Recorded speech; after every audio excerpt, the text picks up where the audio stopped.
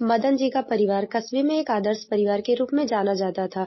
उनके दो बेटे थे, अशोक और मोहित। अशोक की शादी नीलम से हुई थी, जो एक जिम्मेदार, शांत और समझदार महिला थी।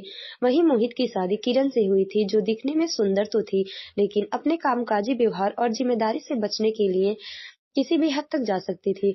शुरुआत में नीलम जी ने अपनी देवरानी किरण को गहरी उम्मीद के साथ घर में स्वागत किया, यह सोचते हुए कि किरण भी जल्दी से घर के कामकाजी माहौल में खुद को ढाल लेगी। लेकिन किरण ने किसी भी काम में दिलचस्पी नहीं दिखाई।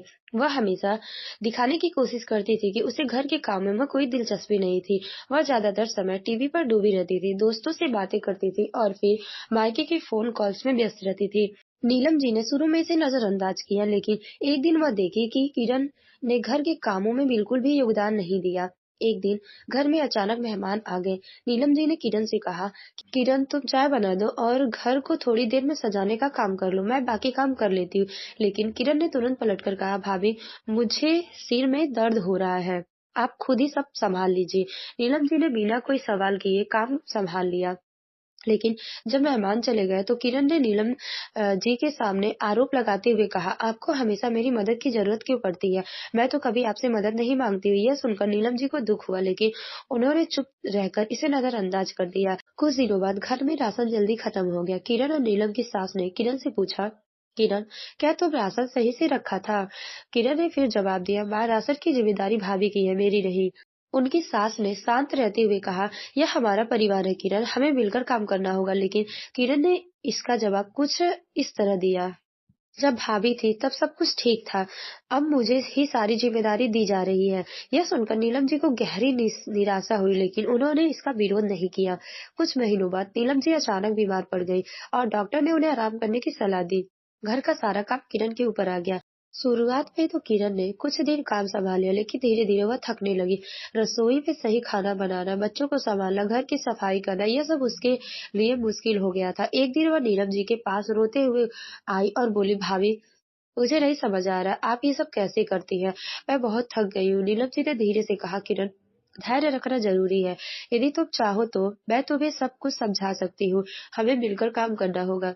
किरण ने नीलम की बात का पालन करना शुरू किया, कुछ हद तक घर के काम संभालने लगी, लेकिन ये चंद समय के लिए था। एक दिन अचानक घर में एक बहुत बड़ा बदलाव आ गया। किरण अचानक एक दिन अपने सास ससुर और नीलम के सामने आकर बोली, भाभी आपको लगता है कि आप घर की जिम्मेदारियां संभाल सकती हैं, लेकिन मैं जानती हूँ कि आप कमजोर हो गई हैं।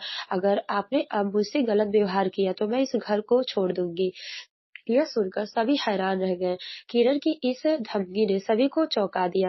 नीलम जी की आंखों में आंसू आ गए, लेकिन उन्होंने इस धमकी को नजरअंदाज किया। कुछ दिन बाद नीलम जी को यह पता चला कि किरण ने घर के पैसे की हेर फेर करना शुरू कर दिया था। किरण ने घर के पैसे का गलत इस्तेमाल किया था और कर्ज ले लिया था, जिसे वह छुपाने की कोशिश कर रही थी। नीलम जी को यह सब जानकर गहरा धक्का लगा। एक दिन नीलम जी ने किरण को पकड़ा और कहा, किरण मुझे सब कुछ पता चल गया है, तुमने घर की साख को दांव पर लगाया है। अगर तुमने तुरंत ये सब ठीक नहीं किया तो मैं यह सब सबके सामने लाऊंगी। किरण घबराती हुई बोली, आपने मेरी बातों का गलत मतलब निकाला है, मैं सिर्फ थोड़े पैसे लिए थे और आप इसे बड़ा मामला बना रही हैं।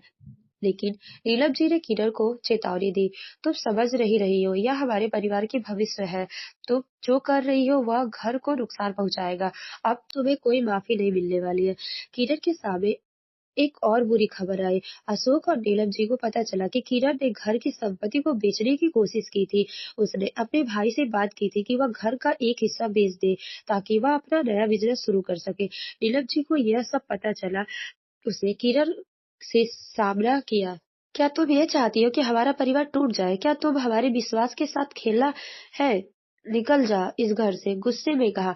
किरण ने पलटकर जवाब दिया, आप और आपके पति तो हमेशा मुझे तंग करते हो, मुझे अपना रास्ता बनाने का पूरा हक है। नीलम जी ने ठान लिया कि वह इस बार चुप नहीं रहेगी। नीलम जी ने अपने ससुर और मोहित को इस मामले की पूरी जानकारी दी। उन्होंने सबके सामने किरण की सच्चाई का पर्दाफाश किया। किरण की यह हरकतें सामने आने के बाद पूरे परिवार में हलचल मच गई।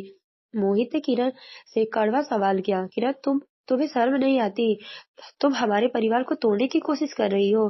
किरण ने खुद को बचाने की बहुत कोशिश की, लेकिन अब कोई उसे बचाने वाला नहीं था। उसके ससुर ने भी कहा, तुमने हमारे परिवार को धोखा दिया है। हम तुमसे किसी भी हालत में समझौता नहीं करेंगे। किरण को समझ आ गया था कि वह अब अकेली पड़ गई है। नीलम जी ने किरण को एक आखिरी मौका दिया। उन्होंने किरण से कहा, अगर तुम सच्चे दिल से माफी मांगो और अपने किए के पछताओ, तो हम तुम्हें दूसरी मौका देंगे। लेकिन अगर तुम फिर से वही गलत काम किया, तो इस घर में तुम्हारा कोई स्थान नहीं है।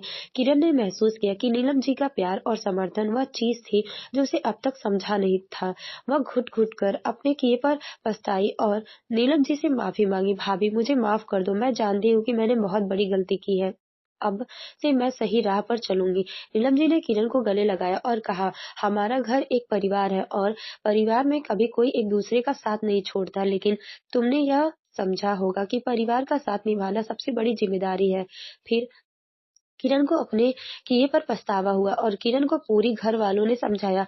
फिर किरण की आंखें खुल गई। कुछ दिनों तक अफसोस था कि मैं ये सब क्यों की, लेकिन बाद में पूरा परिवार खुशी-खुशी रहने लगा। यह कहानी हमें ये सिखाती है कि परिवार में कभी भी कोई अकेला नहीं होता। प्यार, समर्थन और समझ ही रिश्ते मजबूत बनाते हैं, लेकिन हर व्यक्ति को अपनी जिम्मेदारी समझनी चाहिए।